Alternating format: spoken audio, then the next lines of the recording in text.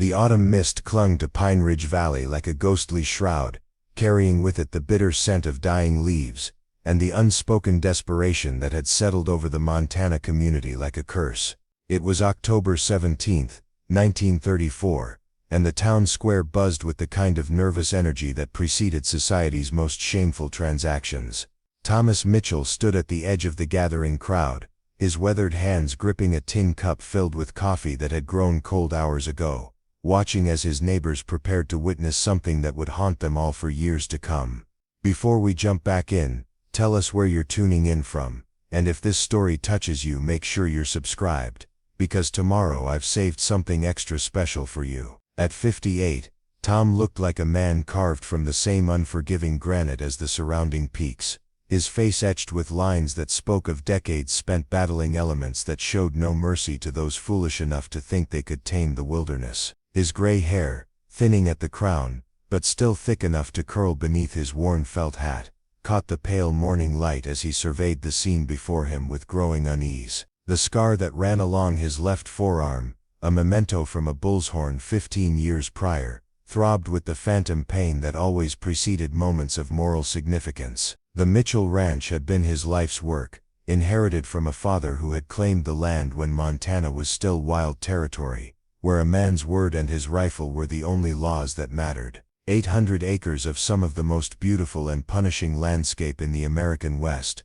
where cattle could graze in meadows that looked like something from a painting if they could survive the winters that regularly buried the valley under 10 feet of snow. Tom had poured his soul into that land, building it into an operation that had once employed 12 men, and supported half the valley's economy. But the Great Depression had been merciless to small ranchers, and a series of brutal droughts had turned his green pastures into cracked earth that mocked his efforts to coax life from soil that seemed determined to yield nothing but dust and despair. Now he lived alone in a house built for a large family, tending cattle that grew fewer each season, watching his life's work crumble one foreclosure notice at a time. His wife Martha had been dead 3 years, taken by pneumonia during a winter when they couldn't afford to heat the house properly, and his son David had left for California the previous spring, unable to watch his inheritance turn to ash before his eyes. The ranch that had once been the pride of Pine Ridge Valley had become a monument to broken dreams and the cruel mathematics of survival during times when hope itself seemed like a luxury only fools could afford. The crowd gathered in the town square represented the full spectrum of Pine Ridge Valley's population, from the wealthy Mrs. Margaret Porter, whose late husband's mining fortune had insulated her from the economic catastrophe that had devastated everyone else, to the desperate families who had come not as buyers, but as witnesses to their community's moral bankruptcy. The autumn air carried the scent of wood smoke and desperation, mingling with the sounds of hushed conversations and nervous laughter that people used to mask their discomfort with what they were about to witness. Judge Harold Barnes, a portly man in his 60s, whose voice had grown increasingly weary as the economic situation in their county deteriorated beyond anyone's ability to manage, stood behind a makeshift podium constructed from wooden crates and covered with a threadbare cloth that had once graced the altar of St. Mary's Church. His black robes, slightly shabby at the edges but still carrying the weight of legal authority, fluttered in the mountain breeze as he consulted his pocket watch with the careful precision of someone who understood that timing mattered when conducting society's most uncomfortable business. Barnes had been presiding over these irregular proceedings for the past 2 years, ever since the traditional support systems that had sustained their rural community through previous hardships had finally collapsed under the sustained pressure of economic disaster. What had once been handled quietly within families, or through church intervention, now required legal sanction and public oversight, transforming private tragedies into community spectacles that left everyone involved feeling diminished and ashamed. The business that had brought them together on this gray October morning was the kind that decent people preferred not to discuss in polite company, but which economic necessity had forced into the harsh light of public scrutiny. Emma Collins, 16 years old, and carrying herself with the fragile dignity of someone trying to appear older than her years, stood beside the judge's improvised platform like a statue carved from pale marble and desperate hope. Her auburn hair, braided with the kind of meticulous care that spoke of maternal training now absent from her life, caught the weak sunlight, and seemed to glow against the drab backdrop of the valley's autumn landscape. Emma's green eyes held an intelligence and determination that reminded Tom powerfully of his own daughter, who had died of scarlet fever 20 years earlier, before she could grow into the remarkable woman her childhood had promised she would become. But there was something else in Emma's gaze, a kind of resigned acceptance that no 16-year-old should possess, the look of someone who had been forced to make adult decisions about matters that would have challenged people twice her age. The Collins family had been well regarded throughout Pine Ridge Valley, not because they possessed great wealth or particular prominence, but because they represented the kind of solid, hard-working values that formed the backbone of rural communities everywhere. Patrick Collins had been a skilled carpenter and small-scale farmer who supplemented his income through seasonal work at the now-defunct copper mine, while his wife Anna had been known throughout the valley for her skill with healing herbs and her willingness to sit up all night with sick children, whose families couldn't afford to summon Dr. Wells from her practice 30 miles away. Their 3 children had been regular fixtures at church services and community gatherings, polite and well-mannered, in the way that reflected parents who took their responsibilities seriously and understood that their children's behavior was a reflection of their family's character. Emma had been particularly notable for her quick mind and gentle spirit, helping her mother with the younger children, while simultaneously excelling in her studies at the one-room schoolhouse that served the valley's educational needs. The tragedy that had destroyed the Collins family had been the kind of senseless accident that haunted rural communities where medical help was often hours away, and where a moment's inattention could result in catastrophe. A late-season storm had brought down power lines throughout the valley, and Patrick Collins had been attempting to clear fallen trees from the road when a weakened branch had shifted unexpectedly. Preparing and narrating this story took us a lot of time, so if you are enjoying it, subscribe to our channel. It means a lot to us. Now back to the story. Crushing him instantly beneath its weight. Anna Collins had found his body the next morning, and the shock had triggered a heart attack that claimed her life before help could arrive from town. Emma Collins had awakened that terrible morning to find herself suddenly responsible for her 8-year-old brother Billy and 12-year-old brother Jake, with no resources beyond the clothes they wore and a farmhouse that the bank would claim within weeks to satisfy debts that her parents had been unable to repay. The 3 children had struggled through the summer months, living on vegetables from their mother's garden and the charity of neighbors who were themselves barely surviving, but the approaching winter had made their situation impossible to sustain. The county had no facilities for housing orphaned children, and the nearest state institution was located more than 200 miles away in a city that might as well have been on another planet for all the connection it had to the rural life these children had always known. More practically, the cost of transporting and housing 3 children in state care exceeded the county's available resources,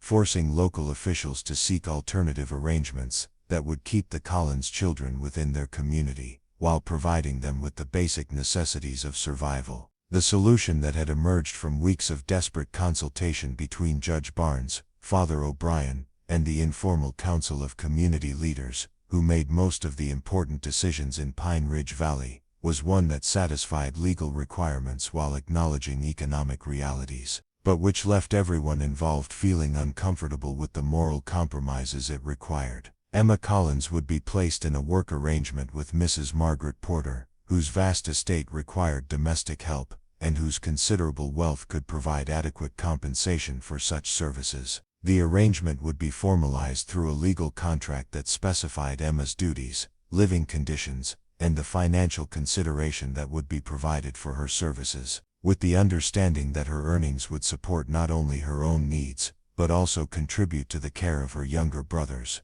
who would be placed with farming families that could use their labor while providing them with food, shelter, and basic education. It was, Judge Barnes had explained to the community leaders, a practical solution that served everyone's interests while ensuring that the Collins children remained within the valley where they belonged. But the whispered conversations that had circulated throughout Pine Ridge Valley during the weeks leading up to this morning's proceedings suggested that Mrs. Porter's interest in acquiring Emma's services extended beyond the simple need for domestic help. The Porter estate had employed numerous young women over the years, and the pattern of their employment had raised questions among community members who preferred not to voice their suspicions directly, but who understood that Margaret Porter's definition of domestic duties might encompass responsibilities that had nothing to do with cooking or cleaning. Mrs. Porter herself stood near the front of the gathered crowd, her expensive clothing and carefully arranged silver hair marking her as someone whose wealth had insulated her from the hardships that had devastated everyone else in their community. At 62 she remained an imposing figure, tall and sharp-featured, with the kind of commanding presence that came from decades of having her wishes treated as commands by people who depended on her financial goodwill for their survival. Her late husband's mining operations had generated enormous wealth during the boom years before the war, and careful investments had preserved that fortune even as the local economy collapsed around them. The Porter estate encompassed nearly 3,000 acres of prime valley land, including the most productive agricultural areas, and the water rights that controlled irrigation throughout the region. Margaret Porter's approval or disapproval could determine whether businesses succeeded or failed, whether families kept their homes or lost them to foreclosure, whether young people found opportunities to build lives in Pine Ridge Valley, or were forced to leave for uncertain futures in distant cities. The power she wielded over their community was absolute and largely unchallenged, partly because her wealth made opposition practically impossible, but also because she had cultivated a reputation for charity and community support that made direct criticism seem ungrateful and inappropriate. She had funded the church's new roof, supported the school during budget crises, and provided emergency assistance to families facing immediate hardship, always with the kind of public generosity that made her beneficiaries feel obligated to express constant gratitude for her benevolence. But there were aspects of Margaret Porter's character that disturbed those who observed her closely, particularly in her relationships with the young women who worked in her household. The turnover among her domestic staff was remarkably high, with young women frequently leaving her employment under circumstances that they seemed reluctant to discuss. Those who remained in her service developed a subdued, almost fearful demeanor that contrasted sharply with their previous personalities, as if prolonged exposure to Mrs. Porter's authority had drained something essential from their spirits. Father Michael O'Brien, whose pastoral duties brought him into regular contact with all the valley's families, had heard enough confessions, and received enough tearful visits to understand that Mrs. Porter's household was not the benevolent environment it appeared to be from the outside. But his position as spiritual leader of a community that depended heavily on Mrs. Porter's financial support made it impossible for him to address these concerns directly without risking the welfare of everyone who benefited from her continued generosity. The arrangement being formalized this morning represented the culmination of weeks of careful negotiation between Mrs. Porter and the community leaders who controlled Emma Collins' fate, discussions that had taken place behind closed doors, and which had involved considerations that none of the participants wanted to acknowledge publicly. The financial terms were certainly generous, providing more support for the Collins children than any alternative arrangement could have offered, but the specific duties that Emma would be expected to perform had been left deliberately vague in ways that suggested uncomfortable possibilities. Tom Mitchell had been following these developments with growing unease, partly because his own financial difficulties made him acutely aware of how desperation could force people to accept arrangements they would have rejected under better circumstances, but also because something about the entire situation reminded him of moral compromises he had witnessed during his younger years that had left lasting scars on everyone involved. His own experience with Mrs. Porter's household had been limited but telling. 3 years earlier, when Martha's illness had required expensive medical treatment, he had approached Mrs. Porter about a loan that would have allowed him to maintain his cattle operation while paying for his wife's care. The meeting had taken place in Mrs. Porter's elaborate sitting room, surrounded by luxury that seemed almost obscene in the context of the valley's widespread poverty, and the conversation had quickly moved beyond financial matters into territory that made Tom deeply uncomfortable. Mrs. Porter had been very interested in Martha's condition, asking detailed questions about her prognosis and the likelihood of her recovery that seemed to extend beyond polite concern into something approaching calculation. When Tom had mentioned that Martha's illness had left her unable to perform many of her normal household duties, Mrs. Porter had suggested that she might be able to provide assistance in ways that would benefit both families, proposals that carried implications. Tom had preferred not to examine too closely. The loan had ultimately been declined, forcing Tom to sell cattle at unfavorable prices to pay for medical treatment that had ultimately proven ineffective, but the memory of that conversation had left him with serious questions about Mrs. Porter's motivations and methods that current circumstances were bringing back to the surface. The idea that 16-year-old Emma Collins was about to enter into an arrangement that might place her in a vulnerable position under Mrs. Porter's authority struck him as morally wrong, in ways that transcended practical considerations. Judge Barnes called for attention with the kind of weary authority that characterized all his public statements during these difficult times, his voice carrying across the town square with the heavy resignation of someone who had been forced to preside over too many situations that challenged his fundamental beliefs about justice and community responsibility. The crowd's conversations died away gradually, replaced by the uncomfortable silence that always preceded their valley's most difficult proceedings. "Ladies and gentlemen," Barnes announced, consulting his papers with the careful precision of someone who understood that legal formalities mattered even when they were being used to legitimize arrangements that everyone knew violated the community's traditional moral standards. "We are gathered this morning to formalize the placement of Miss Emma Collins in a work arrangement that will provide her with employment and support while ensuring the continued care of her younger siblings." The formal language couldn't disguise the reality of what was taking place, but it provided a veneer of legal respectability that allowed everyone present to maintain the fiction that they were witnessing a standard business transaction, rather than something that resembled a human auction. Emma Collins stood quietly beside the judge's platform, her hands folded in front of her with the kind of forced composure that spoke of someone who had spent weeks preparing herself for this moment, and was determined to face it with whatever dignity circumstances would allow. Her dress, clearly the best she owned but showing signs of careful mending that revealed her family's reduced circumstances,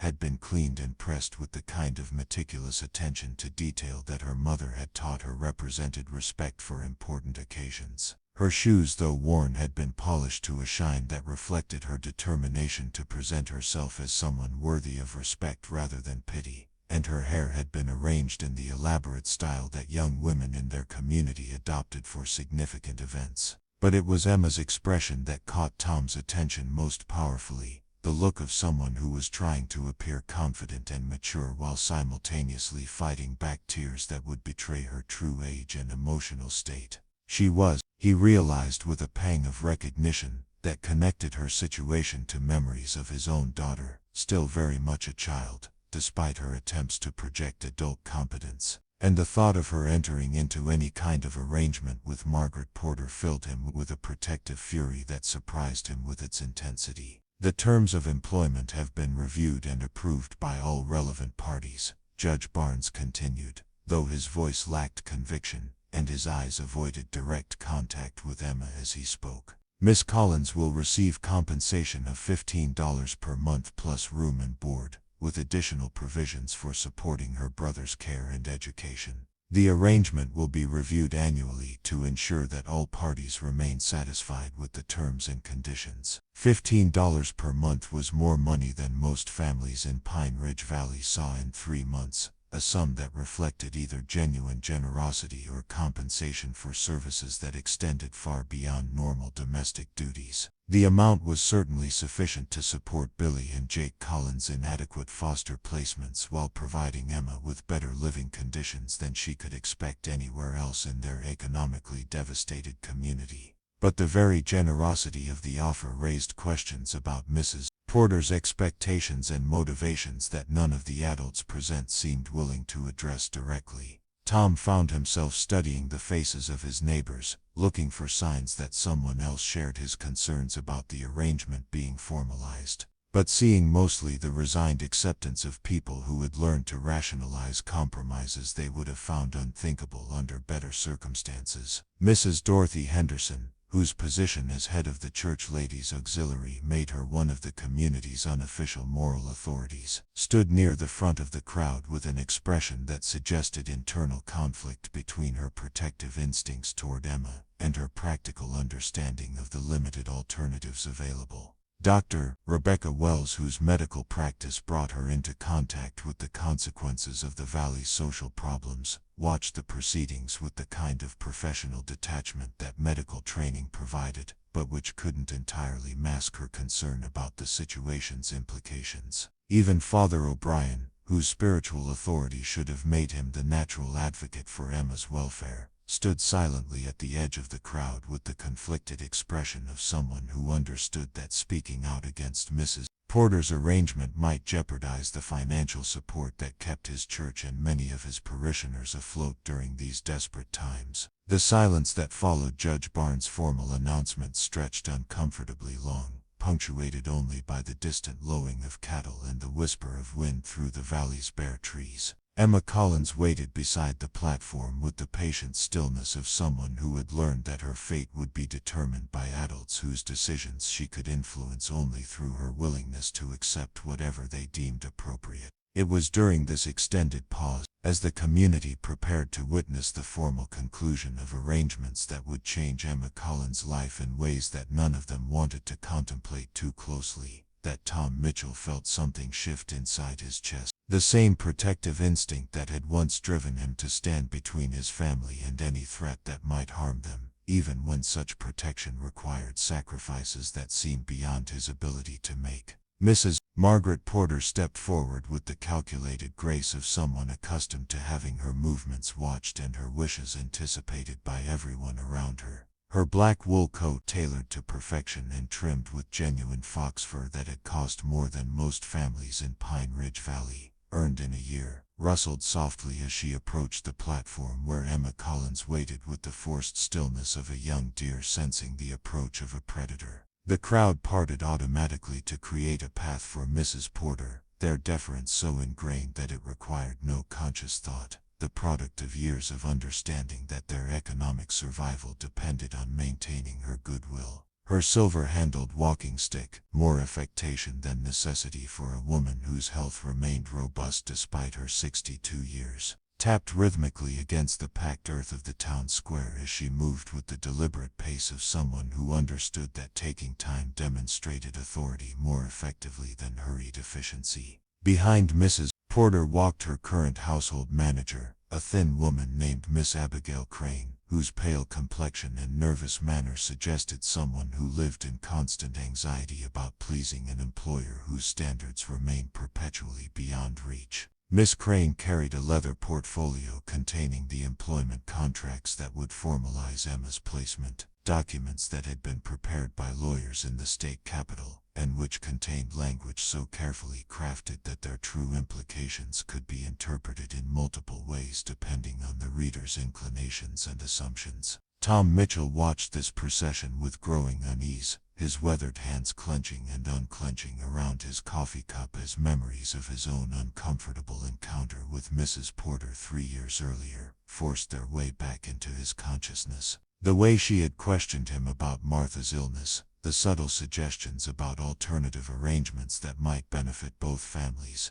the uncomfortable feeling that she viewed other people's misfortunes as opportunities to be exploited rather than tragedies deserving compassion. All of it came flooding back as he observed her approach toward Emma Collins with the predatory focus of a hawk circling wounded prey. The financial desperation that had brought the Collins children to this moment was something Tom understood intimately, having faced his own series of impossible choices as drought and economic collapse had systematically destroyed everything his family had built over 3 generations. The mathematics of survival during the Great Depression were unforgiving, reducing complex human relationships to simple calculations about who could afford to help and what price such assistance would require. But there were some costs that remained too high regardless of the benefits they might provide, and watching Mrs. Porter prepare to claim Emma Collins as compensation for her charity struck Tom as crossing a moral line that no decent community should tolerate.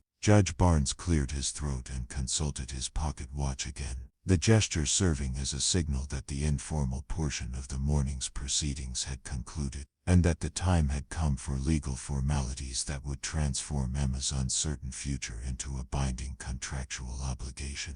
The judge's obvious discomfort with his role in these arrangements was evident in the way he avoided direct eye contact with Emma, while speaking about her as if she were not present to hear his words. Emma Collins will be provided with private quarters in the East Wing of the Porter estate, Judge Barnes announced, reading from prepared notes that reduced the complexity of a young woman's life to a series of bullet points and practical considerations. Her duties will include general household maintenance, food preparation, and such other responsibilities as may be required to maintain the efficient operation of a large domestic establishment. She will receive $15 monthly compensation plus room and board, with the understanding that a portion of her earnings will be allocated to support her brother's placement with appropriate families throughout the valley. The language was deliberately vague about the specific nature of Emma's responsibilities, using phrases like other duties as may be required that could encompass almost any demand that Mrs. Porter might choose to make.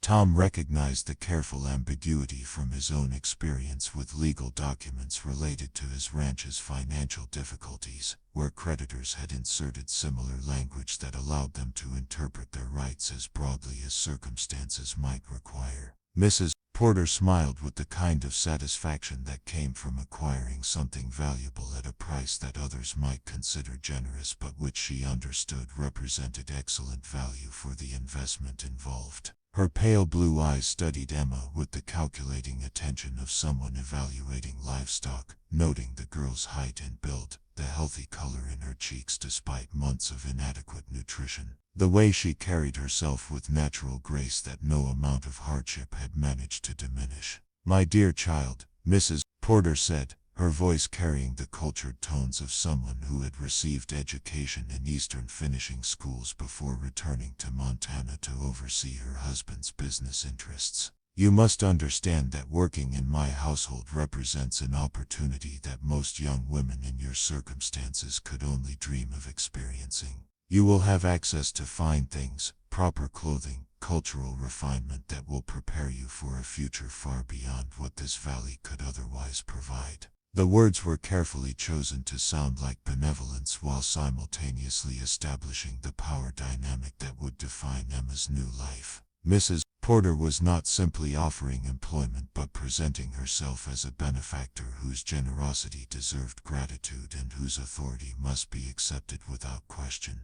The reference to fine things and cultural refinement carried implications that made Tom's skin crawl, suggesting that Emma's education would extend into areas that had nothing to do with domestic skills or practical training. Emma nodded politely, her green eyes reflecting a combination of hope and apprehension that revealed her youth despite her attempts to project mature acceptance of her situation. "Thank you for your kindness, Mrs. Porter. I promise to work hard and justify your confidence in me."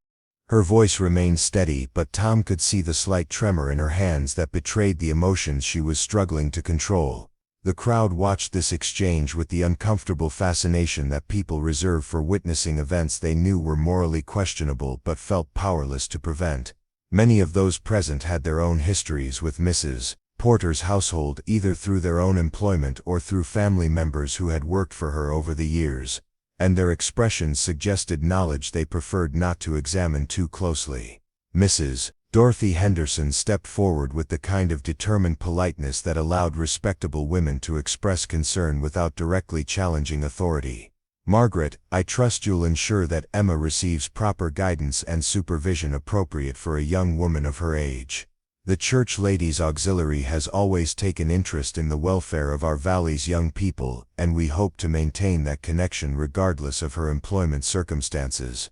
The intervention was diplomatic but pointed, serving notice that Emma's welfare would be monitored by people outside Mrs. Porter's direct control. It was also a reminder that Mrs. Porter's standing in the community depended partly on maintaining the appearance of respectability, even if her private conduct might diverge from public expectations. Mrs. Porter's smile tightened slightly at the implied criticism, but her response maintained the gracious tone that had served her well in navigating small-town politics for decades. "Of course, Dorothy, Emma will be treated with all the consideration due a young lady of good family. She'll attend church services regularly and will have opportunities to maintain appropriate social connections within our community. The assurance was meaningless without specific guarantees, but it provided the kind of public commitment that Mrs. Henderson could reference if future circumstances required community intervention. Tom appreciated the older woman's diplomatic skill while recognizing that such gentle pressure would provide little protection if Mrs. Porter chose to exercise her authority in ways that the community preferred not to acknowledge. Father O'Brien approached the group with the measured steps of someone whose spiritual authority required him to participate in community decisions while maintaining careful neutrality on matters that involved his most generous patron. His weathered face bore the expression of someone wrestling with competing obligations, torn between his pastoral duty to protect vulnerable members of his flock and his practical understanding that challenging Mrs. Porter directly might jeopardize the financial support that kept his church operational. Mrs. Porter, the priest said carefully, perhaps Emma might benefit from continuing her education alongside her employment responsibilities. The girl has always shown remarkable aptitude for learning, and it would be unfortunate if her intellectual development were to be neglected during these important years. The suggestion represented another attempt to establish protective boundaries around Emma's new life, creating expectations that might limit Mrs. Porter's ability to treat her purely as domestic help. Education implied time away from household duties, contact with teachers and other students who might notice changes in Emma's behavior or demeanor, and exposure to ideas that might encourage her to question arrangements that served her employer's interests more than her own. Mrs. Porter considered the proposal with the kind of thoughtful expression that suggested she was evaluating its implications for her own plans rather than Emma's welfare. "That's an interesting idea, Father. I'm sure we can arrange for Emma to receive instruction in subjects that will enhance her usefulness and prepare her for future responsibilities. Private tutoring might be more appropriate than public schooling, given the demands of her position and the need for flexible scheduling. Private tutoring would eliminate the protective oversight that regular school attendance might provide, while creating the appearance of educational opportunity that satisfied community expectations." It was a compromise that demonstrated Mrs. Porter's skill at manipulating circumstances to serve her purposes while maintaining the facade of cooperation with community leaders who might otherwise challenge her authority. Dr. Rebecca Wells, whose medical training had taught her to observe symptoms that others might miss, studied Emma with the professional attention she brought to evaluating patients whose conditions might not be immediately apparent. The girl appeared healthy despite months of inadequate nutrition, but there were signs of stress and exhaustion that suggested the emotional toll of her family's tragedy and uncertain future had been greater than she was willing to admit. "Emma," Dr. Wells said gently, "I want you to know that my office door is always open if you need medical attention or simply someone to talk with about any concerns that might arise. Sometimes young women in new situations encounter challenges that require professional guidance, and there's no shame in seeking help when it's needed." The offer was both medical advice and veiled warning, establishing a potential refuge that Emma could access if her employment circumstances became genuinely dangerous. It also served notice to Mrs. Porter that Emma's health and welfare would be monitored by someone with the medical knowledge to recognize signs of abuse or exploitation that others might miss or choose to ignore. Mrs. Porter's response carried a slight edge that revealed her irritation with the implied criticism of her character and intentions. "How thoughtful of you, Rebecca. Of course Emma will have access to the finest medical care that money can provide. The Porter household has always maintained the highest standards in all matters relating to health and proper care." The emphasis on money and standards was a reminder of Mrs. Porter's superior resources and social position, but it also revealed her defensive awareness that her neighbors harbored suspicions about her treatment of household employees. The fact that she felt compelled to make such assurances suggested that the community's protective concerns were having their intended effect, even if they couldn't prevent the arrangement from proceeding as planned. Sheriff Frank Thompson had been observing the proceedings from the edge of the crowd with the careful attention that law enforcement officers brought to situations that might require their intervention. His presence was partly ceremonial, since legal contracts required no police oversight, but also represented a subtle reminder that civil authority would monitor the arrangement's implementation and enforcement. Mrs. Porter, Sheriff Thompson said in the diplomatic tone that small-town law enforcement officers used when addressing prominent citizens whose cooperation was essential for maintaining community peace.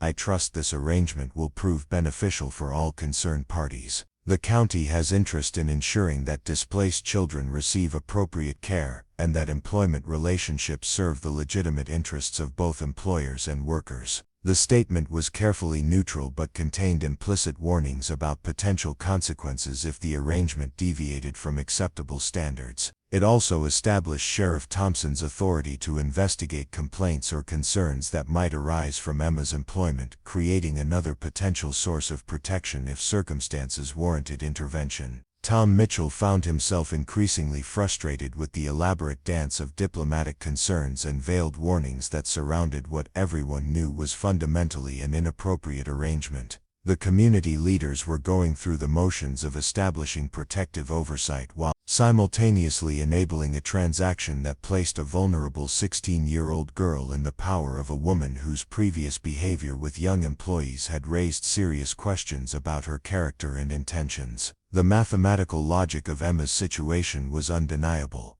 Mrs. Porter's offer provided financial security that no alternative arrangement could match, ensuring adequate care for Billy and Jake Collins while giving Emma herself access to resources and opportunities that the valley's devastated economy could not otherwise provide. But the human cost of accepting those benefits remained deliberately unexamined, hidden behind legal language and social conventions that allowed adults to avoid confronting the moral implications of their collective failure to protect their community's most vulnerable members. As Judge Barnes prepared to formalize the contract that would transfer responsibility for Emma's welfare from the community to Mrs. Porter's private authority, Tom felt memories of his own daughter's death flooding back with painful intensity. Sarah Mitchell had been 15 when scarlet fever claimed her life, just 1 year younger than Emma Collins was now, and the thought of what might have become of Sarah if she had survived to face circumstances similar to Emma's filled him with a protective rage that made rational thought nearly impossible.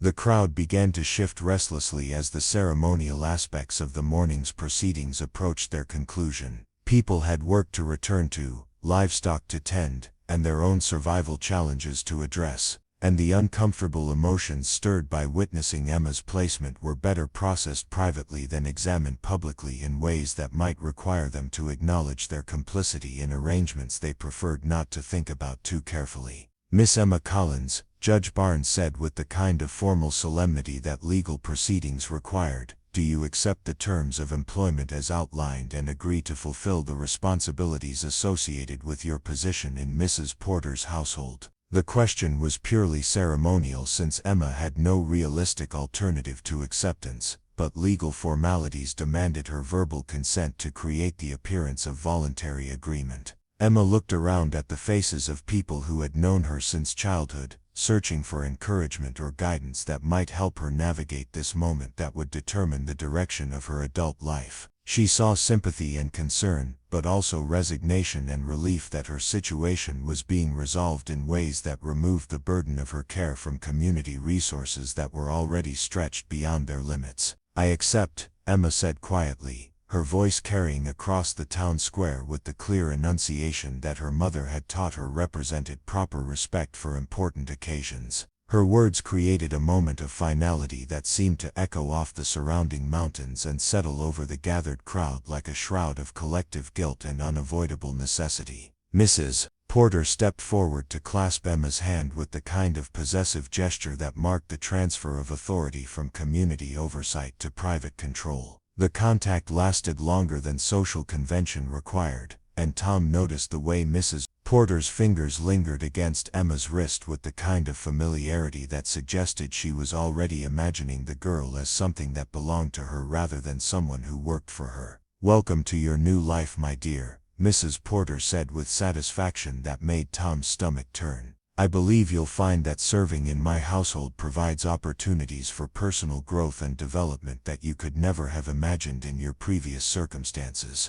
The phrasing was deliberately ambiguous, suggesting educational and cultural benefits while leaving room for interpretations that had nothing to do with legitimate personal development. Tom recognized the manipulative skill that allowed Mrs. Porter to make statements that sounded benevolent to casual listeners while conveying entirely different meanings to those who understood the context of her previous relationships with young female employees. Judge Barnes completed the legal formalities with the efficient speed of someone eager to conclude proceedings that had tested his professional composure and personal moral standards. The contract was signed, witnessed and properly notarized, creating a document that would be legally binding regardless of how either party might feel about its terms once the reality of their arrangement became clear through daily experience. The crowd began to disperse with the kind of hurried efficiency that people displayed when escaping situations that had forced them to confront uncomfortable truths about their community and themselves.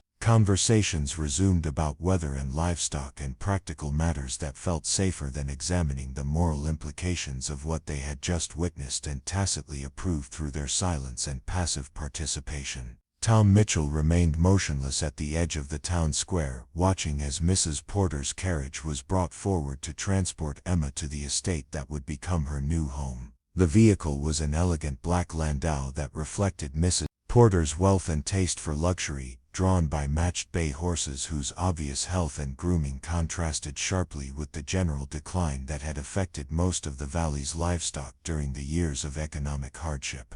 Emma climbed into the carriage with the careful grace that her mother had taught her represented proper behavior for a young lady, but Tom could see the uncertainty in her movements and the way her eyes continued to search the dispersing crowd for familiar faces that might provide reassurance about the decision she had just made.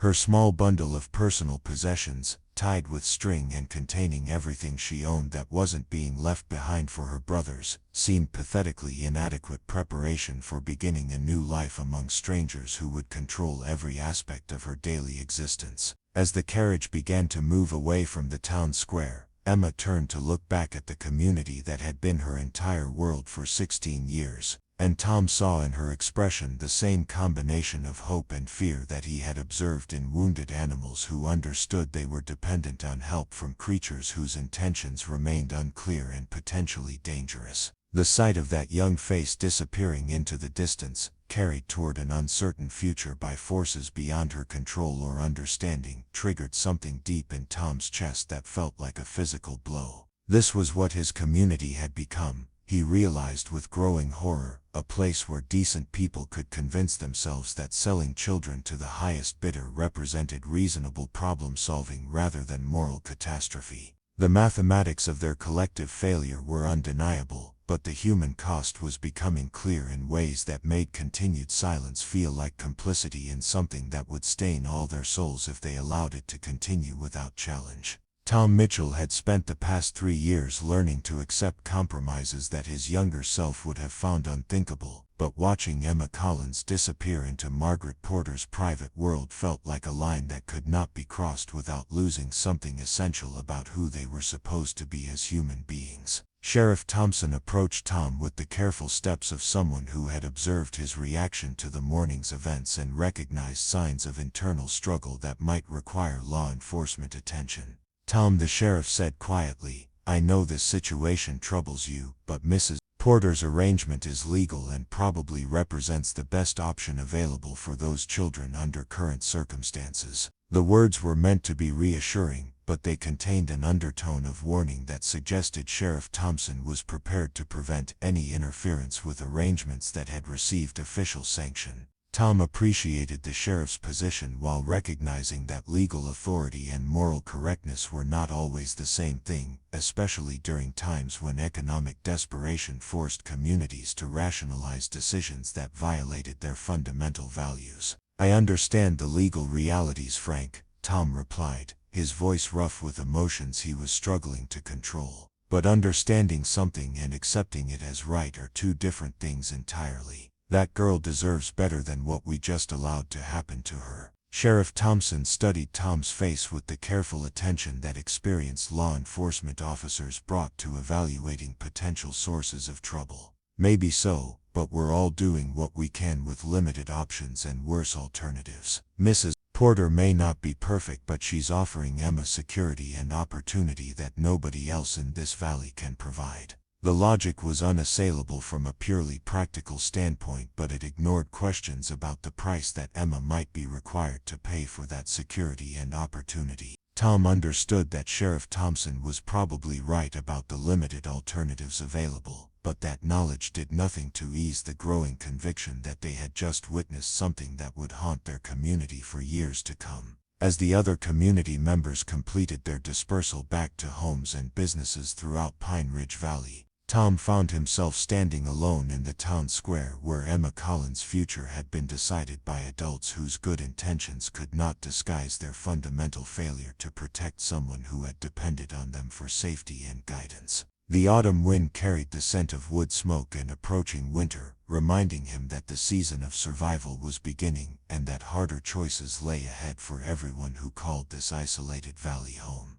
But as he walked slowly back toward his truck, Tom Mitchell was already beginning to formulate plans that would challenge the assumption that Emma Collins' fate had been sealed by legal documents and financial arrangements that placed her beyond the reach of community intervention. The 16-year-old girl who had just disappeared into Margaret Porter's private world had reminded him of his own daughter, and the protective instincts that Sarah's death had left dormant were awakening with a fury that surprised him with its intensity and clarity of purpose. 3 weeks after Emma Collins disappeared behind the imposing gates of the Porter estate, Tom Mitchell stood in his kitchen at dawn, staring at a cup of coffee that had grown cold while he wrestled with decisions that seemed to grow more urgent with each passing day. The morning ritual that had once provided structure to his solitary existence now felt like a mockery of normal life, disrupted by images of a 16-year-old girl whose fate haunted his sleep and dominated his waking thoughts in ways that made concentration on ranch duties nearly impossible. The isolation that had settled over Pine Ridge Valley following Emma's placement felt different from the usual winter quiet that descended on their mountain community as cold weather forced people to focus on individual survival rather than collective concerns. This silence carried an undertone of collective shame, as if everyone who had witnessed the proceedings in the town square understood that they had participated in something that violated their fundamental values, but felt powerless to address the moral compromise they had enabled through their passive acceptance. Tom had made several attempts during those 3 weeks to gather information about Emma's adjustment to her new circumstances, but his inquiries had been met with the kind of polite deflection that suggested Mrs. Porter had anticipated community interest and prepared accordingly. Dr. Wells reported that Emma had not visited her office, though whether that indicated good health or restricted access to medical care remained unclear. Father O'Brien mentioned that Emma had attended Sunday services at the estate's private chapel rather than joining the community congregation, a change that eliminated opportunities for informal contact with people who might have noticed signs of distress or abuse. Most telling was the complete absence of Emma from the community spaces where young women traditionally gathered for social interaction and mutual support. The general store, the post office, and the informal gatherings that took place after church services had all been deprived of Emma's presence, creating a void that reminded everyone of what they had lost when they allowed Mrs. Porter to remove her from normal community life. The few glimpses that Valley residents had caught of Emma during her brief appearances in town suggested changes that troubled those who had known her since childhood. Mrs. Henderson reported seeing her briefly at the dressmaker's shop where she had been accompanied by Miss Crane and had spoken only when directly addressed, displaying none of the natural warmth and curiosity that had characterized her personality before her parents' death. Her clothing had been expensive and fashionable, but her demeanor had been subdued in ways that suggested careful training in comportment that emphasized obedience over individual expression. Tom's own attempt to make contact had been politely but firmly rebuffed when he had visited the Porter estate under the pretext of discussing potential cattle sales. Miss Crane had informed him that Emma was not available for visitors, and that all communication regarding her welfare should be directed through Mrs. Porter herself, who was unfortunately traveling and would not return for several weeks. The message had been delivered with the kind of practiced efficiency that suggested similar inquiries had been anticipated and prepared responses developed to discourage further contact. The encounter had left Tom with serious concerns about Emma's accessibility to outside support and the degree of control that Mrs. Porter was exercising over her daily life. The isolation being imposed on a 16-year-old girl who had lost her parents and been separated from her brothers represented a form of psychological manipulation that could cause lasting damage even if no physical abuse was occurring.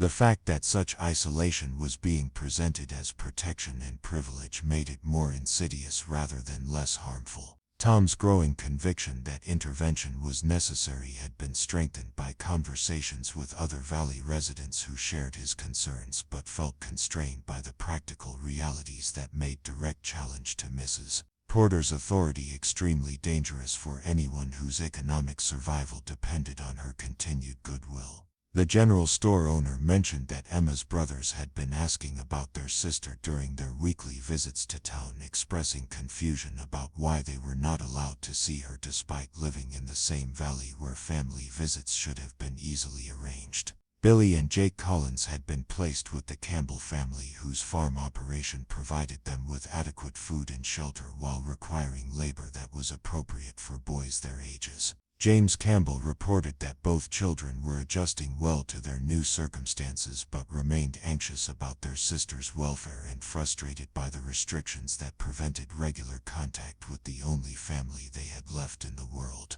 The separation of the Collins siblings represented another aspect of their situation that troubled Tom's sense of justice and community responsibility. The children had survived their parents' tragic death by depending on each other for emotional support and practical assistance, and their forced separation served Mrs. Porter's interests in controlling Emma while providing no corresponding benefit to the children whose family bonds were being systematically undermined by adult decisions that prioritized convenience over compassion. Tom's determination to challenge these arrangements had been growing stronger each day, fueled by memories of his own daughter and recognition that his community's failure to protect Emma Collins reflected broader moral compromises that would continue until someone was willing to accept the personal costs of standing up for what was right regardless of the economic consequences such action might entail. The practical challenges of mounting any effective challenge to Mrs. Porter's authority were formidable, given her wealth, legal protection, and the economic dependence that made most Valley residents reluctant to risk her displeasure.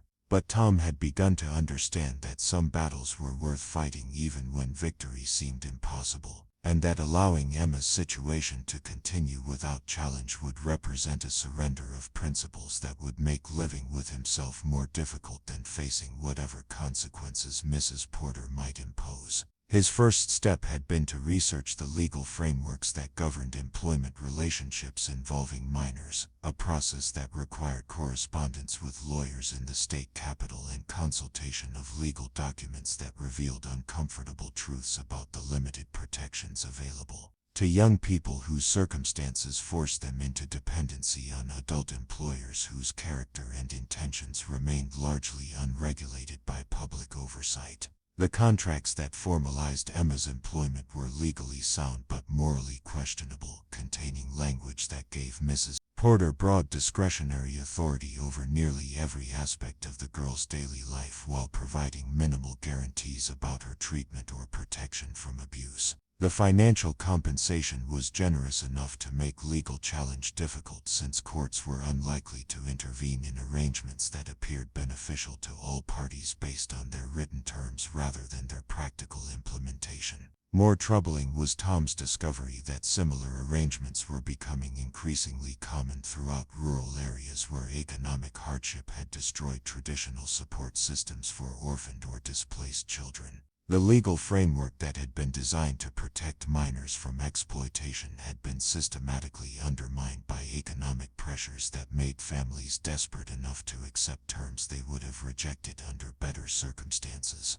Tom's research had also revealed Mrs. Porter's history with previous household employees, information that had been carefully obscured but which painted a disturbing picture of patterns that suggested Emma's current situation might be following a well-established template that had proven successful in maintaining legal protection. while enabling behavior that would have been criminally prosecuted if it had occurred without the cover of legitimate employment relationships. 3 young women had left Mrs. Porter's employment under circumstances that their families had been reluctant to discuss publicly, citing confidentiality agreements that prevented them from sharing details about their experiences while working at the estate. 2 others had married hastily after brief periods of employment, unions that had been celebrated as romantic successes but which had occurred under circumstances that raised questions about the voluntary nature of their decisions. The pattern suggested systematic exploitation that relied on legal protection and economic coercion to maintain silence among victims who lacked the resources or social standing necessary to challenge someone of Mrs. Porter's wealth and community prominence.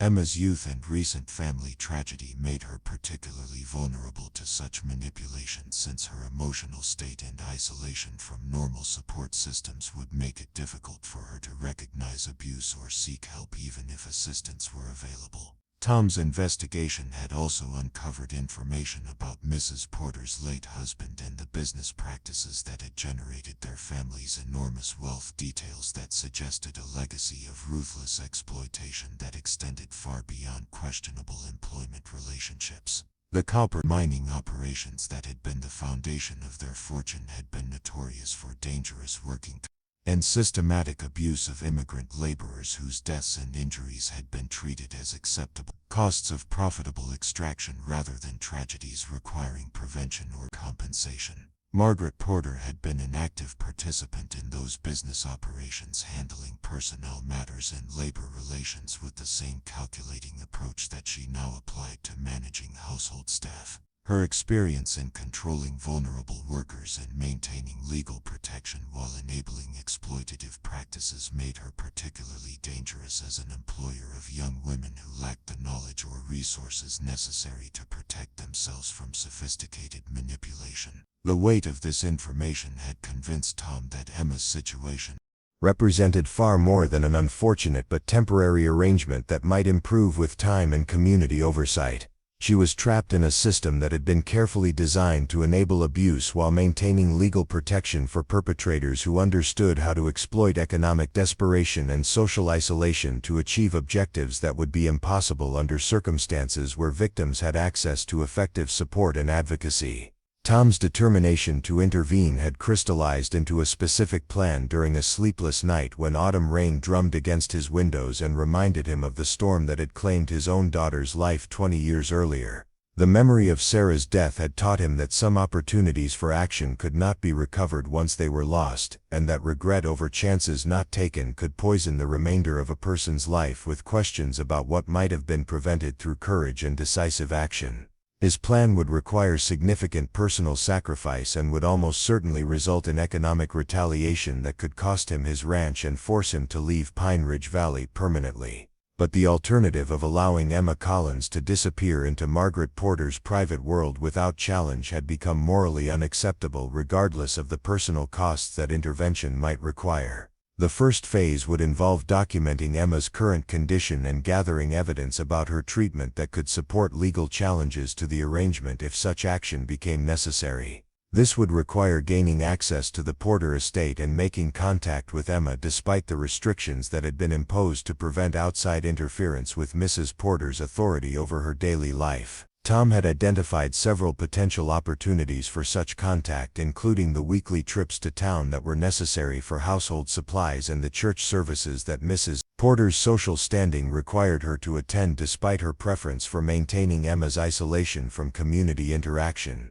Both situations would provide brief windows during which careful observation might reveal information about Emma's physical condition and emotional state that could support more aggressive intervention if circumstances warranted such action. The second phase would involve building community support for challenging Mrs. Porter's authority, a process that would require overcoming the economic fears that made most Valley residents reluctant to risk her displeasure while simultaneously providing them with practical alternatives that might reduce their dependence on her financial goodwill. This would be the most difficult aspect of his plan, since it required convincing people to accept personal risks for the benefit of someone whose situation they preferred not to examine too closely. Tom understood that success would depend partly on his ability to frame Emma's situation in terms that connected her welfare to broader community interests rather than presenting her rescue as an abstract moral obligation that competing practical concerns could override. The challenge would be demonstrating that allowing Mrs. Porter to exploit vulnerable community members ultimately threatened everyone's security by establishing precedents that could be extended to other situations where economic desperation made people vulnerable to manipulation and abuse. The third phase would involve direct confrontation with Mrs. Porter herself, either through legal challenges that exposed her behavior to public scrutiny or through community pressure that made continuation of the current arrangement politically and socially impossible. This approach carried the greatest personal risks but also offered the most potential for achieving decisive results that would not only rescue Emma but establish protective precedents for other vulnerable community members who might face similar situations in the future.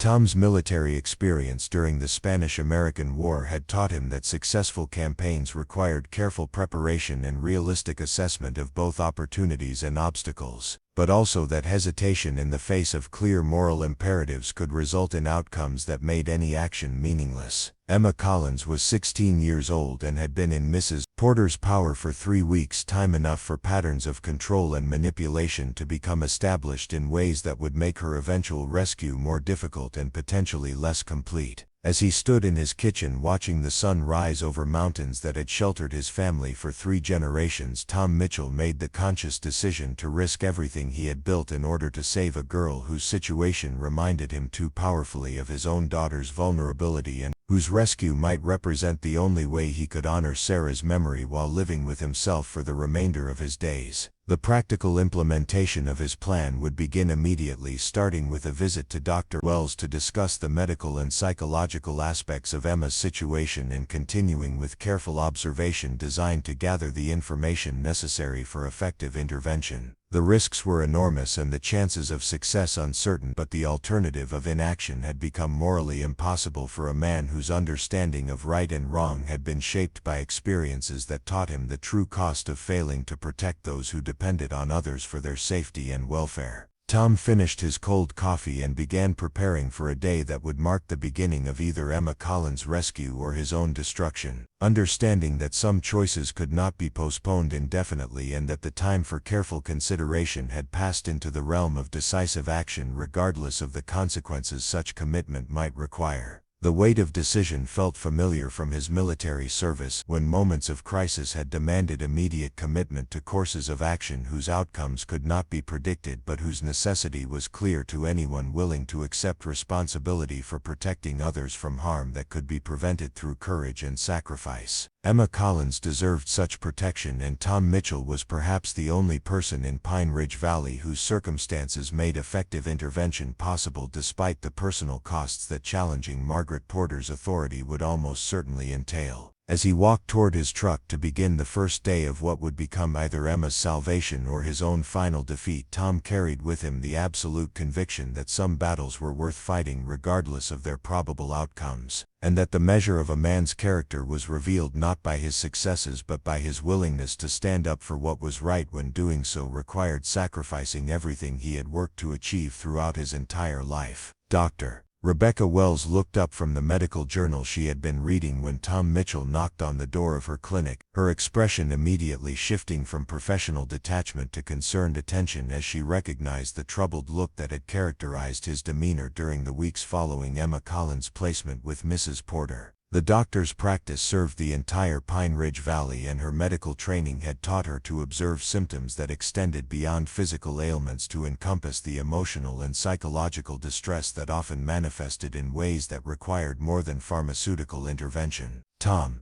she said, gesturing toward the chair beside her desk while studying his face with the careful attention she brought to evaluating patients whose conditions might not be immediately apparent. "You look like you haven't been sleeping well. What can I do for you this morning?" The directness of her observation caught Tom off guard, forcing him to acknowledge that his growing obsession with Emma's situation had begun affecting his physical health in ways that were apparently visible to trained medical professionals. His appetite had decreased significantly during the past 3 weeks, and his sleep had been disrupted by dreams that mixed memories of his daughter's death with imagined scenarios of Emma's current circumstances that left him exhausted and emotionally drained. "I need to talk with you about Emma Collins," Tom said, settling into the chair with the careful movements of someone whose body was beginning to reflect the stress of internal conflict. "I know patient confidentiality prevents you from sharing specific information, but I'm hoping you can help me understand what resources might be available if a young person in her situation needed medical or psychological support." Dr. Rebecca Wells set aside her medical journal and studied Tom Mitchell's weathered face with the practiced attention of someone who had spent 15 years treating not just physical ailments but the emotional wounds that rural hardship inflicted on strong people pushed beyond their limits. The lines around his eyes had deepened noticeably since Emma Collins' placement, and the tremor in his hands as he removed his hat suggested stress levels that were beginning to affect his physical health in measurable ways. "Rebecca," Tom began, his voice carrying the careful control of someone who had rehearsed this conversation multiple times but still wasn't certain how to navigate the ethical and legal complexities that surrounded his concerns. "I need your help understanding something that's been eating at me for weeks now. What happens to young people who find themselves in situations where they might need protection but don't have anyone they can trust to ask for help?"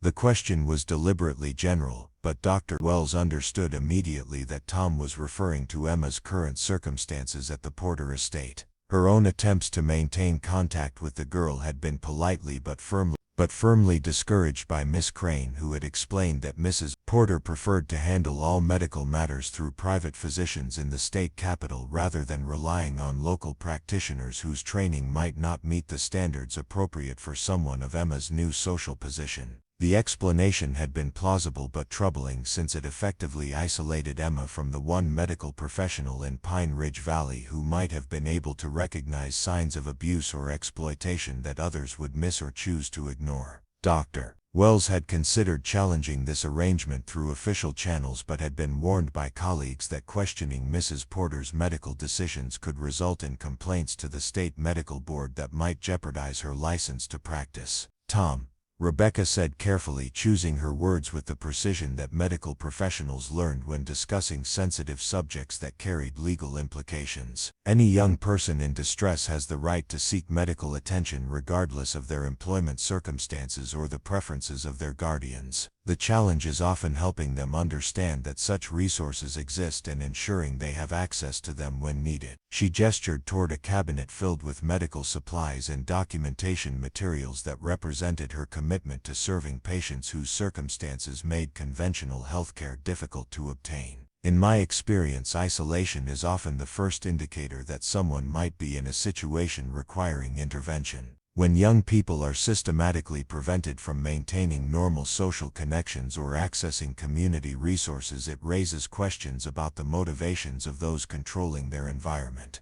The observation was both medical assessment and veiled criticism of Mrs. Porter's handling of Emma's transition to household employment. Dr. Wells had been troubled by reports that Emma was no longer attending community church services or participating in the social activities that had been central to her life before her parents' death, changes that served no legitimate purpose but which would make it difficult for her to seek help if her employment circumstances became genuinely dangerous. Tom leaned forward in his chair, encouraged by Dr. Wells' willingness to discuss the situation in terms that acknowledged his concerns without forcing her to violate professional confidentiality. "What would you recommend if someone suspected that a young person was being isolated or manipulated but couldn't prove it definitively? How could they gather the information necessary to determine whether intervention was justified?" The question revealed the depth of Tom's commitment to helping Emma while simultaneously highlighting the practical challenges that made effective intervention extremely difficult without clear evidence of abuse or exploitation. Dr. Wells appreciated his careful approach while recognizing that his determination to act represented both hope for Emma's rescue and potential danger for anyone who challenged Mrs. Porter's authority without adequate preparation and community support. Direct observation is usually the most reliable method for assessing someone's welfare.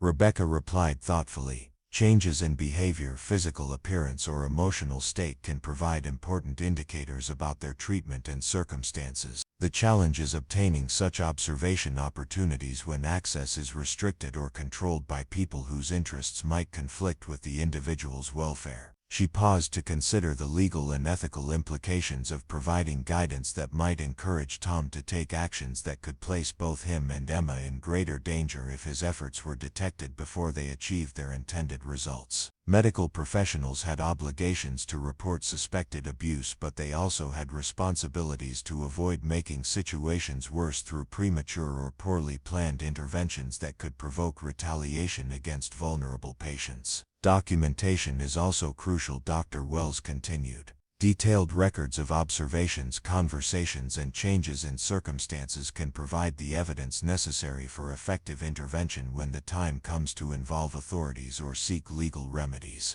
But such documentation must be gathered carefully to avoid alerting potential perpetrators to the fact that their behavior is being monitored and evaluated. Tom nodded grimly, understanding that Dr. Wells was providing him with practical guidance for conducting the investigation he had already decided to undertake regardless of the personal risks involved. Her willingness to offer such assistance represented both professional commitment to patient welfare and personal courage that could expose her to significant retaliation if Mrs. Porter discovered that she was supporting efforts to challenge the arrangement she had worked so carefully to establish and protect. Rebecca, Tom said quietly, if someone were to gather such documentation and evidence, would you be willing to provide medical evaluation and testimony about their findings? I understand the risks involved, but I also understand that some situations require people to accept personal costs in order to prevent greater harm to others who can't protect themselves. The directness of his request forced Dr. Wells to confront the choice that she had been avoiding since Emma's placement had eliminated her access to a patient whose welfare had become a source of growing concern. Medical ethics required her to prioritize patient care over personal safety,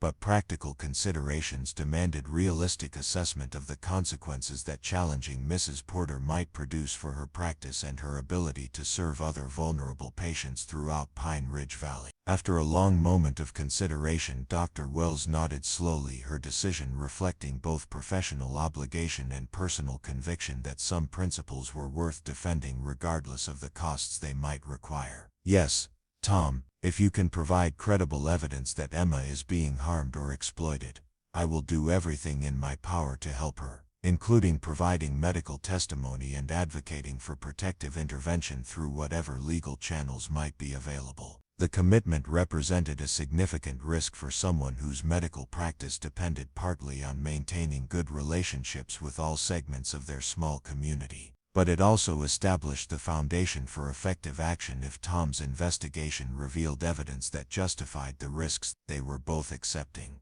Dr. Wells' medical training and professional standing would provide crucial credibility to any legal challenge that might become necessary to secure Emma's safety and freedom. Tom felt a surge of relief at securing this crucial support, but also recognition that Dr. Wells' willingness to help increased his responsibility to conduct his investigation with the thoroughness and care that would make her professional risks worthwhile. The stakes of his mission had grown beyond Emma's individual welfare to encompass the safety of anyone brave enough to challenge Mrs. Porter's authority on behalf of someone who couldn't protect herself. The conversation continued for another hour as Dr. Wells provided Tom with detailed guidance about recognizing signs of physical and psychological abuse, documenting evidence in ways that would be admissible in legal proceedings, and understanding the medical and psychiatric resources that might be necessary to help Emma recover from whatever trauma she might be experiencing in Mrs. Porter's household. The information was both disturbing and empowering. revealing the sophisticated nature of the manipulation and control that could be imposed on vulnerable, while simultaneously providing Tom with the knowledge necessary to recognize and document such abuse if his investigation confirmed his worst fears about Emma's current circumstances. As their meeting concluded, Dr. Wells made a request that highlighted both her professional commitment and her understanding of the dangers they were confronting together. "Tom, I want you to promise me that you'll be extremely careful in how you proceed with this investigation. Mrs. Porter has resources and connections that could make life very difficult for anyone who threatens her interests, and Emma's situation could become much worse if your efforts are discovered before you're ready to act decisively." The warning was both practical advice and expression of genuine concern for Tom's welfare, recognizing that his determination to help Emma had placed him in direct conflict with someone whose wealth and social position provided numerous options for retaliation against anyone who challenged her authority. Dr. Wells' medical practice had given her insight into the various ways that powerful people could destroy their opponents while maintaining legal protection and social respectability. Tom assured her that he understood the risks involved and would proceed with appropriate caution, but both of them recognized that investigation of Emma's circumstances would require taking chances that could expose him to significant danger if Mrs. Porter discovered his activities before he was ready to present his findings to authorities who could provide effective protection for both Emma and himself. Their conversation had established the foundation for coordinated action while simultaneously highlighting the complexity of challenging someone whose position seemed unassailable through conventional means. Dr.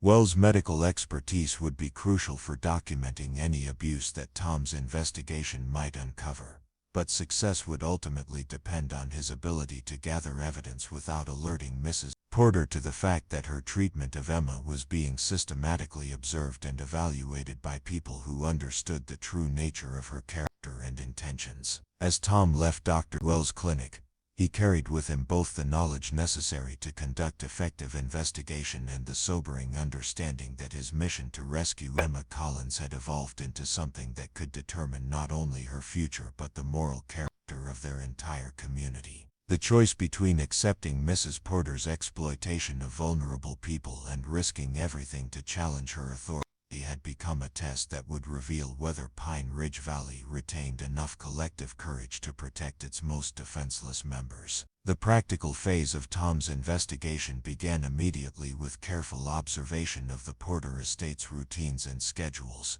activities that required him to balance the need for information gathering with the necessity of avoiding detection by Mrs. Porter's household staff or the private security personnel she employed to protect her property and privacy. The estate occupied nearly 3,000 acres of prime valley land, surrounded by walls and fencing that provided both physical security and psychological isolation for anyone confined within its boundaries. Tom's initial reconnaissance revealed a complex operation that functioned more like a private compound than a traditional rural household, with multiple buildings serving different functions and a staff structure that maintained strict hierarchical control over all activities and communications. The main residence was an imposing Victorian mansion that reflected Mrs. Porter's taste for luxury and her desire to demonstrate social superiority over her rural neighbors, while secondary buildings housed staff quarters, workshops and storage facilities that supported the estate's largely self-sufficient operations.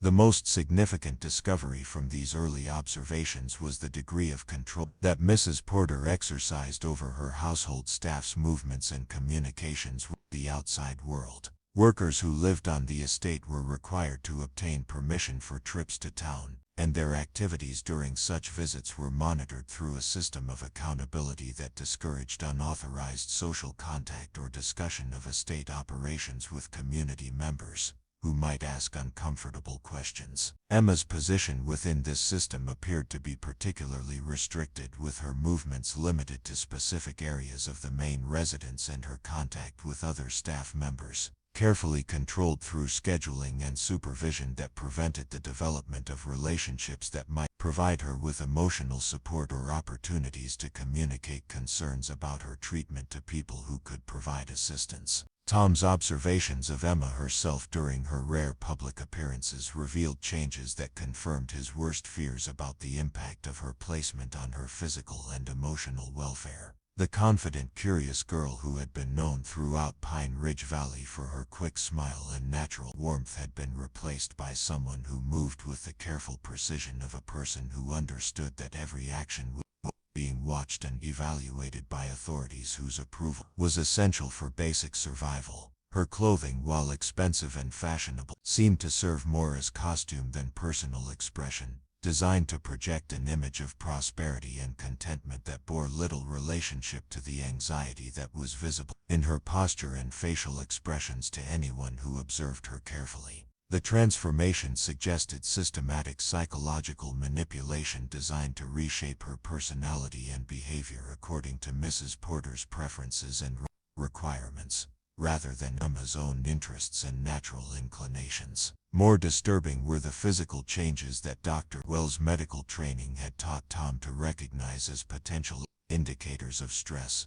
malnutrition, or abuse. Emma had lost weight despite the supposedly improved nutrition that her new circumstances should have provided, and her complexion had acquired a pallor that suggested limited exposure to sunlight and possibly inadequate rest. Her movements displayed the careful control of someone who had learned to minimize any behavior that might attract unwanted attention or provoke negative reactions from those in authority over her daily life. The evidence gathered during these initial observations convinced Tom that Emma was indeed suffering under conditions that justified the risks he was accepting to challenge Mrs. Porter's authority, but it also revealed the sophisticated nature of the control system that would make her rescue extremely difficult. Without careful planning and coordinated support from other communities, shared his concerns about her welfare. Tom's investigation expanded to include careful research into Mrs. Porter's background and previous relationships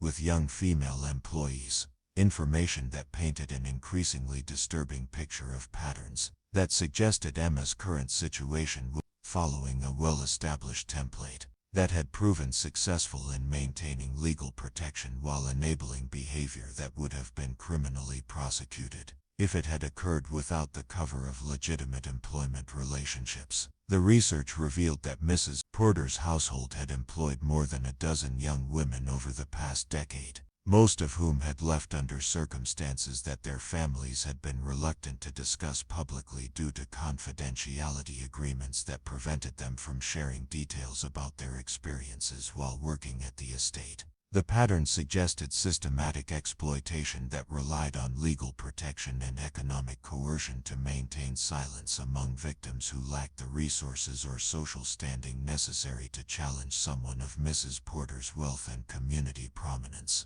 Two former employees had married hastily after brief periods of service, unions that had been celebrated as romantic successes but which had occurred under circumstances that raised questions about the voluntary nature of their decisions, and the possibility that marriage had been encouraged or arranged to prevent them from sharing uncomfortable information about their experiences at the Porter estate. Most disturbing was information about a young woman named Catherine Reynolds who had worked for Mrs. Porter 5 years earlier, and whose departure had been followed by a complete break in contact with her family and friends in Pine Ridge Valley. Catherine had simply disappeared from the community without explanation, leaving behind questions that her family had been unable to answer despite their efforts to locate her through official channels that had proven mysteriously unresponsive to their inquiries and concerns. The case of Catherine Reynolds suggested possibilities that Tom preferred not to contemplate but which his investigation was forcing him to consider as potential explanations for Mrs. Porter's confidence that she could control young women without fear of exposure or legal consequences. The wealth and connections that protected her from conventional accountability might also provide access to resources for dealing with employees who became problematic or threatened to reveal information that could damage her reputation and social standing. Tom's growing understanding of the true scope of the danger that Emma faced made his mission feel both more, since challenging someone capable of making people disappear completely would require levels of preparation and community support that might be impossible to achieve before Emma suffered irreversible harm or simply vanished like Catherine Reynolds had 5 years earlier. The weight of this responsibility was beginning to affect Tom's physical health in ways that were becoming visible to his neighbors and friends, creating additional risks as people began to notice his obsessive focus on activities that seemed unrelated to his normal ranch operations and personal interests. Sheriff Thompson had mentioned during a casual encounter that several community members had expressed concern about Tom's recent behavior. Observations that suggested his investigation might be becoming visible to people who could inadvertently alert Mrs. Porter to the fact that her treatment of Emma was being systematically monitored and evaluated. The challenge of maintaining secrecy while gathering sufficient evidence to support effective intervention required Tom to balance competing demands for speed and caution that seemed almost impossible to reconcile given the limited time that might be available before Emma suffered irreversible harm or disappeared entirely from the community that had failed to protect her when protection was still possible. As autumn deepened into early winter and the first serious snowfall began to isolate Pine Ridge Valley from the outside world for months to come, Tom Mitchell understood that his window of opportunity for rescuing Emma Collins was rapidly closing, and that the choices he made during the next few weeks would determine not only her fate, but his own ability to live with the consequences of action, or inaction during the moral crisis that had come to define his understanding of right and wrong in a world where good people could convince themselves that witnessing evil was acceptable, as long as challenging it required personal sacrifice they were unwilling to make. The first blizzard of winter struck Pine Ridge Valley with the sudden ferocity that made Montana weather legendary among those who had learned to respect the mountain's ability to transform their peaceful landscape into a battlefield where survival required both preparation and luck in equal measure. Tom Mitchell stood at his kitchen window, watching snow accumulate at a rate that would soon make travel between ranches impossible, while knowing that Emma Collins was trapped somewhere behind the walls of the Porter estate, with no protection except his determination to reach her before circumstances made rescue impossible. The storm had arrived 3 days earlier than the almanac had predicted, catching the valley's residents in various stages of winter preparation and forcing everyone to focus on immediate survival rather than the longer-term concerns that normally occupied their attention during the transition between seasons. But for Tom, the blizzard represented both opportunity and deadline, creating conditions that would either facilitate his planned approach to the Porter estate, or eliminate any possibility of reaching Emma before spring weather made travel safe again. Mrs. Porter's household operated according to carefully planned routines that anticipated winter isolation and prepared accordingly, but even her considerable resources could not entirely eliminate the vulnerabilities that severe weather imposed on anyone living in their remote mountain valley. The estate's private security would be focused on protecting buildings and livestock rather than monitoring perimeter areas that seemed impassable during blizzard conditions, creating potential opportunities for someone determined enough to risk life and limb for the chance to make contact with Emma. Tom had spent weeks studying the estate's layout and identifying possible approach routes that might remain feasible during winter weather, reconnaissance that had revealed several possibilities for reaching the main residence without using the heavily monitored primary access roads that Mrs. Porter's security personnel watched continuously. The most promising option involved following Clearwater Creek through a section of wilderness that bordered the estate's eastern boundary.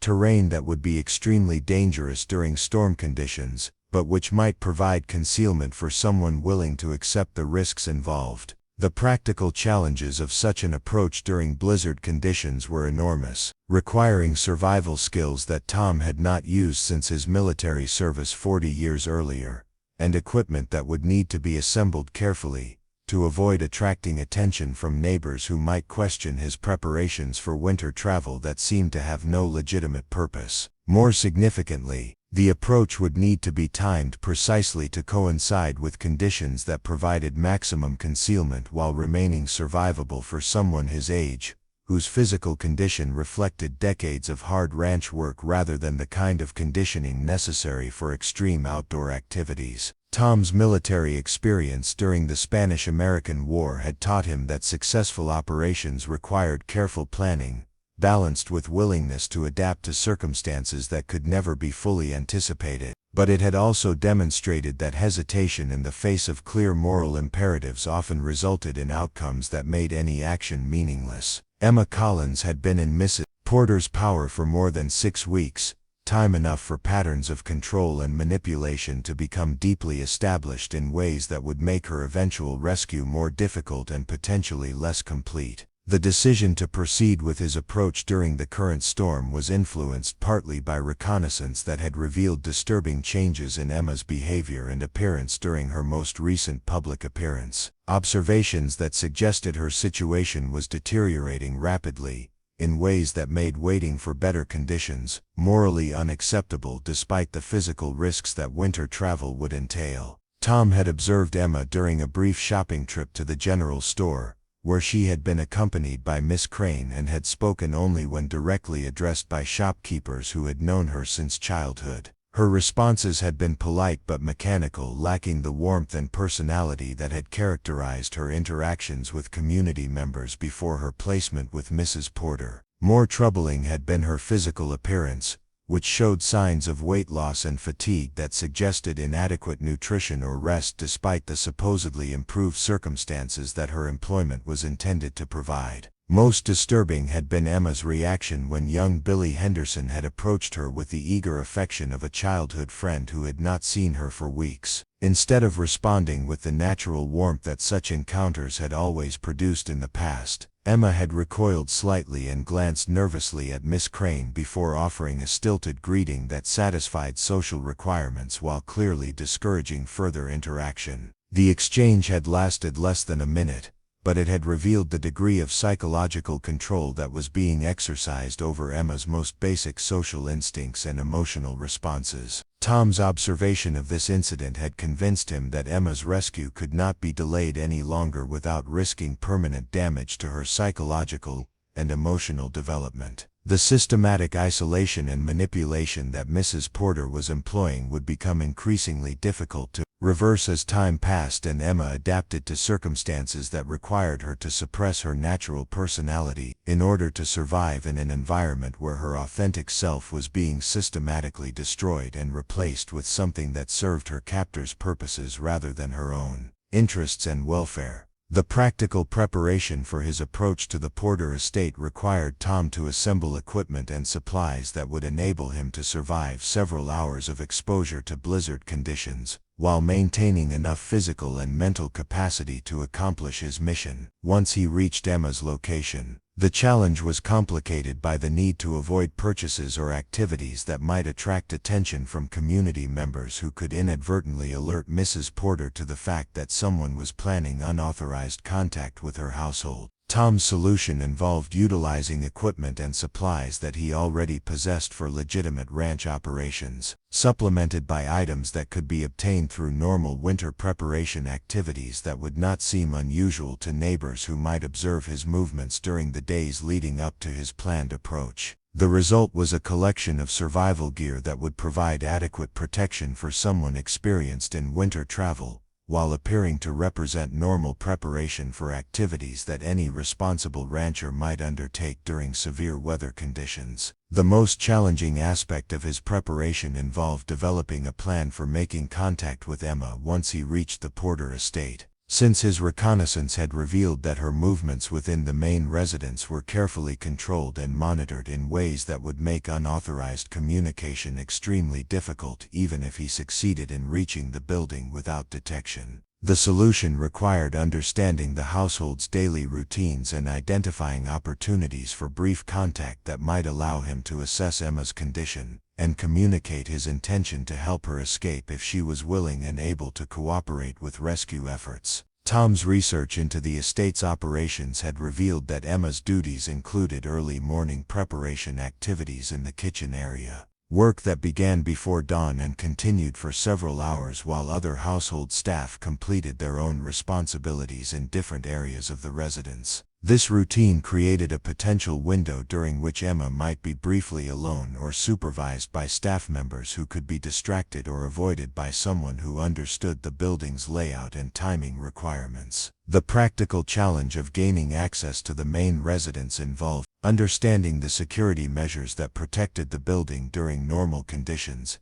and assessing how those measures might be affected by severe weather that would limit visibility and make perimeter monitoring more difficult. Tom's reconnaissance had identified several possible entry points that might remain viable during storm conditions, including service entrances that were used for deliveries and maintenance activities but which might be less heavily monitored during blizzard conditions, when such activities would normally be suspended. The most promising option involved approaching the residence through areas that would be concealed by outbuildings and landscaping features that provided natural barriers to observation from security positions within the main building. The route would require careful timing and intimate knowledge of the estate's layout, but it offered the best possibility for reaching Emma's location without alerting security personnel, whose primary focus would be on protecting the building's main entrances and valuable areas rather than monitoring service areas that seemed unlikely to attract unauthorized visitors during dangerous weather conditions. Tom's plan also required contingencies for various scenarios that might develop once he made contact with Emma. Since her response to his rescue offer could not be predicted with certainty, given the psychological manipulation that she had been experiencing for weeks under Mrs. Porter's control, the isolation and systematic abuse that characterized her current circumstances might have affected her ability to trust outside assistance or recognize opportunities for escape, requiring patient explanation and reassurance that could consume more time than his approach would allow, if circumstances demanded immediate departure. More challenging was the possibility that Emma might be physically or emotionally unable to cooperate with escape efforts due to injuries, illness, or psychological trauma that would require medical attention before she could safely leave the estate. Tom's contingency planning included provisions for emergency medical care and extended shelter that might be necessary if Emma's condition prevented immediate evacuation to safer locations, where Dr. Wells could provide professional treatment and evaluation. The psychological aspects of Emma's potential rescue represented the most complex challenges that Tom faced in planning his approach. Since victims of systematic abuse often developed complicated relationships with their captors that made accepting help difficult even when such assistance represented their only hope for freedom and safety. Emma's youth and recent family tragedy made her particularly vulnerable to manipulation that could convince her that cooperation with Mrs. Porter represented her best option for survival, despite evidence of mistreatment that outside observers recognized as clearly abusive. Tom's military experience had taught him that successful rescue operations required understanding the mental state of people being rescued as well as the physical challenges of extraction from dangerous situations. But his knowledge of psychological manipulation and trauma recovery was limited to common sense and basic human empathy, rather than professional training that might be necessary for helping Emma recognize the true nature of her circumstances and the genuine safety that rescue would provide. The emotional weight of accepting responsibility for Emma's welfare after successful rescue was another aspect of Tom's planning that required careful consideration, since bringing her to safety would only be the beginning of a recovery process that might require months or years of patient support and professional treatment. His isolated ranch provided physical security and privacy that would protect Emma from Mrs. Porter's retaliation, but it might not offer the social connections and emotional support that a traumatized 16-year-old would need to rebuild her life and develop healthy relationships with people who had not participated in her exploitation. Tom's commitment to Emma's long-term welfare represented acceptance of responsibilities that would fundamentally change his own life, in ways that extended far beyond the immediate risks of challenging Mrs. Porter's authority. Providing adequate care for a traumatized young woman would require resources, skills, and social connections that his solitary existence had not prepared him to provide. demanding personal growth and community engagement that would challenge his own psychological and emotional boundaries in ways that might prove as difficult as the rescue itself. But the alternative of allowing Emma to remain in Mrs. Porter's power had become morally impossible for someone whose understanding of right and wrong had been shaped by experiences that taught him the true cost of failing to protect those who depended on others for their safety and welfare. The choice between personal comfort and moral obligation had been decided weeks earlier, and Tom's commitment to Emma's rescue represented acceptance of whatever consequences such action might require, regardless of their impact on his own security and future prospects. As the blizzard intensified during the afternoon hours and visibility dropped to mere feet beyond his windows, Tom Mitchell completed his final preparations for an approach to the Porter estate that would either result in Emma Collins' freedom or his own death in the Montana wilderness. The mathematical probability of success was low enough that any rational assessment would recommend waiting for better conditions. But Tom's understanding of moral imperatives had evolved beyond mathematical calculation to encompass obligations that required action regardless of personal costs or probable outcomes. The gear assembled in his kitchen represented everything necessary for survival during several hours of extreme weather exposure, while the detailed plan he had developed provided structure for navigating challenges that could not be fully anticipated, but which his experience suggested were manageable by someone willing to accept appropriate risks in service of objectives that transcended personal safety and comfort. Tom's final act of preparation involved writing a letter that explained his motivations and provided Dr. Wells with information that might be useful for helping Emma recover if his rescue efforts succeeded, but he did not survive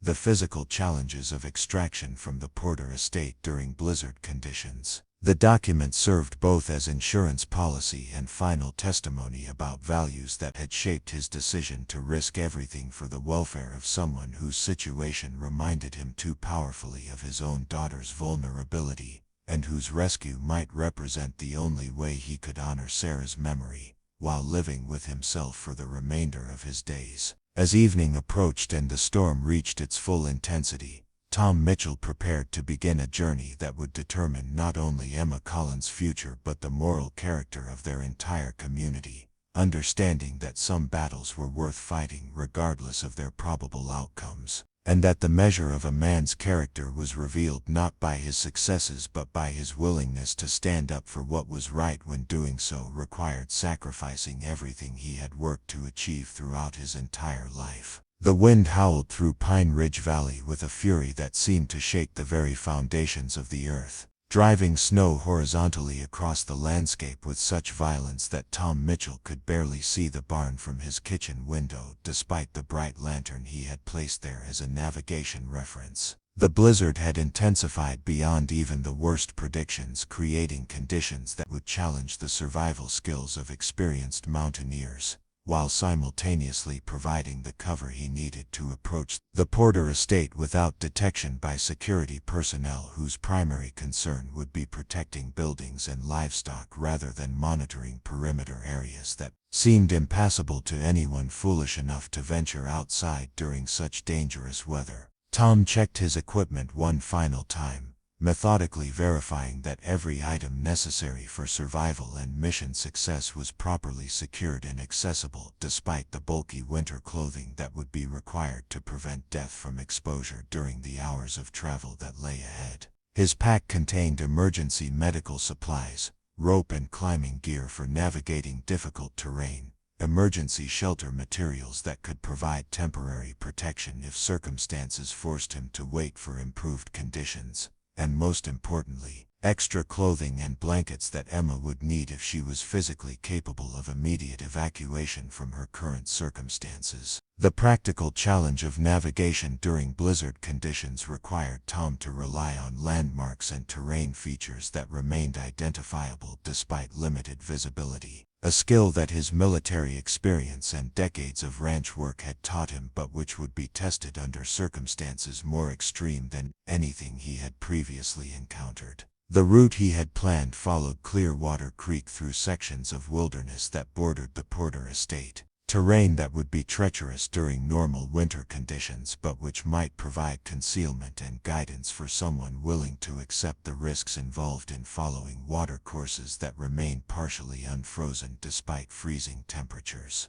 Tom's departure from his ranch occurred during the darkest hours before dawn, when the combination of natural darkness and storm conditions would provide maximum concealment for his movements while still allowing enough time to reach the Porter estate and accomplish his mission before daylight, increased the probability of detection by household staff or security personnel. The first steps into the blizzard confirmed that conditions were even more severe than his preparation had anticipated, with wind speeds that threatened to knock him down and snow accumulation that made each step a struggle requiring significant physical effort and careful attention to balance and footing. The temperature had dropped far below zero, creating conditions that could cause frostbite within minutes for anyone whose protective clothing failed to maintain adequate insulation or who was forced to remove gloves or face protection during the extended exposure that his mission would require. Tom's breath formed ice crystals that accumulated on his face mask and goggles,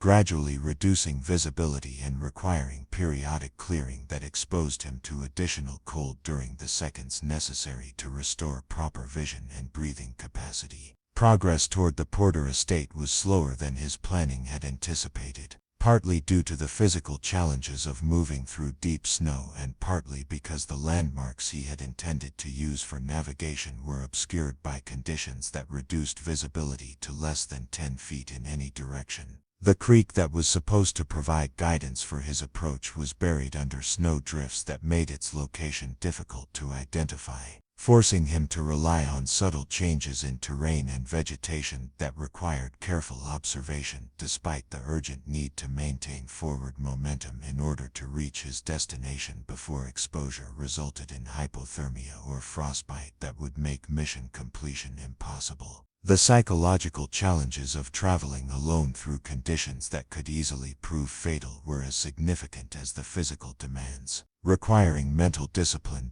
that prevented panic or despair from undermining the careful judgment that survival required during extended exposure to circumstances where a single mistake could result in death from exposure within hours. Tom's military training had taught him techniques for managing fear and maintaining focus during dangerous situations, but those skills had been developed 40 years earlier and tested under circumstances very different from the solitary battle against nature that characterized his current mission. The isolation imposed by blizzard conditions was complete and absolute, creating a world that consisted entirely of the next few steps and the immediate challenges of breathing, balance, and navigation that required all his attention while simultaneously demanding that he maintain awareness of larger objectives and timing requirements that could not be forgotten despite the overwhelming demands of moment-to-moment survival. The temptation to abandon his mission and return to the safety of his ranch grew stronger with each step that took him further from potential refuge and deeper into wilderness where rescue would be impossible if his strength or equipment failed during the hours that remained before he could expect to reach Emma's location.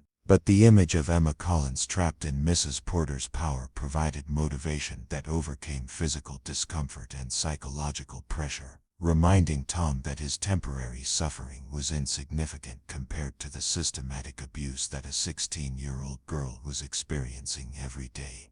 That her rescue was delayed by practical considerations or personal fears that adults used to justify their failure to protect children who depended on them for safety and guidance. The creek that was supposed to guide his approach to the Porter estate finally became identifiable after more than 2 hours of difficult travel, appearing as a depression in the snow cover that followed the general direction he needed to travel while providing some protection from the wind that had been sapping his strength and making progress increasingly difficult. Following the watercourse required careful attention to changes in terrain that could indicate dangerous areas where ice might be thin or where hidden obstacles could cause falls that would be difficult to recover from while wearing the heavy clothing and equipment that winter survival required. The approach to the Porter estate's boundaries was marked by changes in vegetation and land management that became apparent even through blizzard conditions, as Tom encountered the carefully maintained fencing and landscaping that reflected